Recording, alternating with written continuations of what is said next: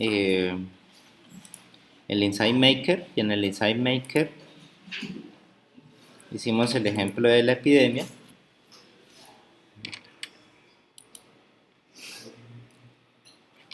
¿Okay? Y en este ejemplo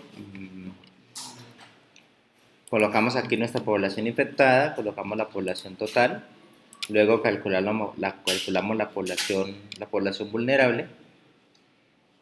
Teníamos un índice por contagio y una tasa normal de contagio. Y esta era la fórmula que habíamos utilizado para que pudiera trabajarse con las unidades. Posteriormente lo que hicimos fue generar la simulación, y en la simulación podemos darnos cuenta que más o menos casi en la semana 21 más o menos ya la población queda completamente infectada.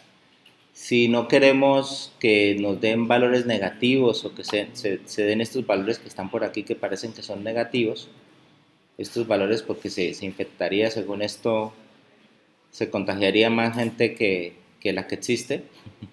Entonces habría que colocarle un punto de parada también, igual a como hicimos con el vaso con agua. Como hicimos con el vaso con agua, ya cuando se cumplía el objetivo, pues entonces parábamos la simulación o cambiábamos las fórmulas haciendo un if para que no continuara la simulación o diera ya valores cero. Okay, entonces esto fue lo que se hizo con respecto a esta parte del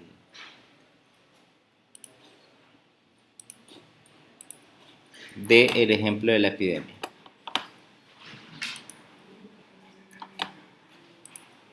Después vimos que ya se estaba vislumbrando como una especie de metodología. Esa metodología que se vislumbra aquí ya es una metodología donde primero se trata de observar los modos de comportamiento del sistema. Esos modos de comportamiento tienen que ver con los bucles de realimentación que nosotros podamos encontrar. Es decir, poder identificar bucles de realimentaciones positivas, bucles de realimentaciones negativas, si los bucles están acoplados o no están acoplados, y eso va a generar algún tipo de comportamiento particular. Luego, la parte en la que se buscan las estructuras de realimentación. Miramos después la parte matemática, cuáles son las fórmulas que están relacionadas a esos bucles y a esas variables. Luego se realiza la simulación del modelo y se van ajustando, debe tener en cuenta y tener cuidado las variables, y se va simulando el modelo hasta que vaya comportándose como se comportaría en la realidad.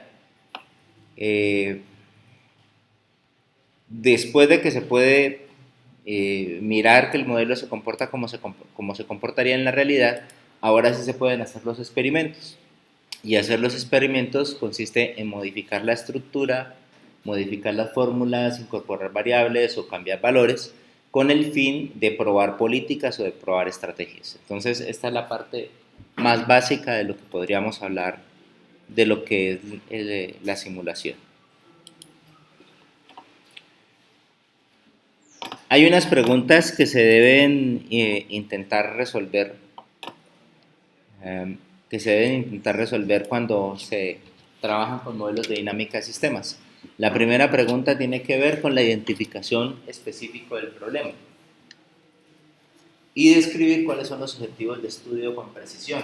Recuerden que los objetivos de estudio nos van a permitir establecer cuáles son las principales variables, las variables de estado, las principales variables que nosotros queremos mirar cuál es el comportamiento.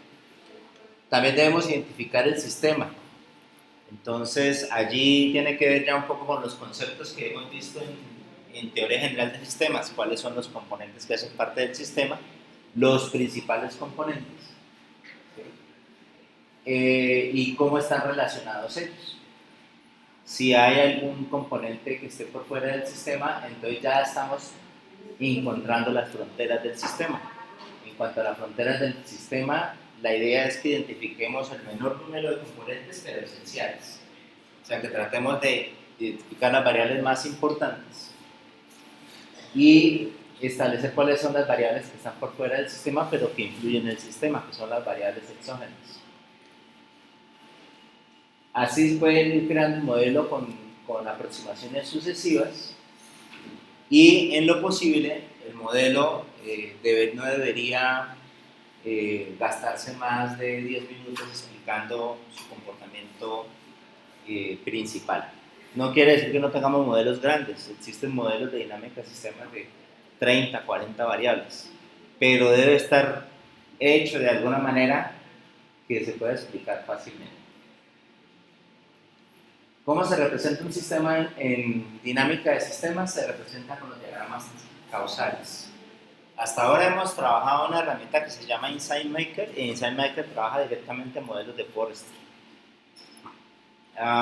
Si la otra herramienta que ustedes instalaron, que se llamaba System Dynamics, esa también maneja directamente modelos de Forrester, pero también dentro del mismo modelo de Forrester trabaja algo de diagrama causal, entonces lo confunde un poquito, ¿sí? Particularmente en este curso hemos trabajado una herramienta que permite hacer los diagramas causales, que es una herramienta llamada Evolution. Esa herramienta se puede descargar de ahí, de la página del curso, por si hace unos días la acabé de actualizar, y aquí ahí se pueden hacer los diagramas causales. También se pueden hacer los diagramas de Forrester en esa misma herramienta y hacer las simulaciones, pero cada entorno de simulación es diferente.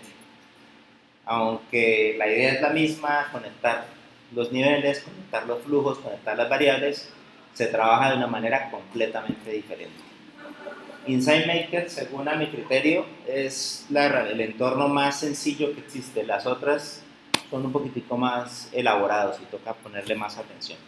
De pronto en algún momento miremos una de las dos herramientas para que ustedes se den cuenta cuál es la diferencia que hay entre ambas. Bueno, otras preguntas que se deben resolver es ¿dónde están los bucles de realimentación? Identificar cuáles son las cadenas cerradas y establecer si es positivo o negativo. Ahora, hay otros elementos que vamos a ver más adelante, pero un elemento se llama el factor limitativo y el otro es el factor clave. El factor limitativo, como dice su nombre, son variables que limitan el crecimiento infinito del sistema. El factor limitativo es único en cada momento, pero pueden ser diferentes a lo largo de la simulación. Entonces, cuando veíamos nosotros el ejemplo de la población de conejos que estaban encerrados en un área específica, esa población comienza a crecer y a crecer, a crecer. Pero hay un factor limitativo que va a impedir que ellos crezcan infinitamente, y son los alimentos. Entonces, los alimentos pueden hacer que ya dejen de crecer porque comienzan a morir porque no hay suficientes alimentos para ellos. Ese es un factor limitativo. También tenemos que identificar en los modelos algo que se llaman los factores clave. Esos factores clave varían a lo largo del tiempo, pero la cuestión es que es un factor clave porque es muy sensible el modelo cuando se modifica esa variable. Es decir, si yo modifico esa variable, el modelo puede tener comportamientos extremos. Si en algún momento se comporta creciendo, en otro momento se comportará decreciendo o puede tener comportamientos erráticos. Esos son los factores clave.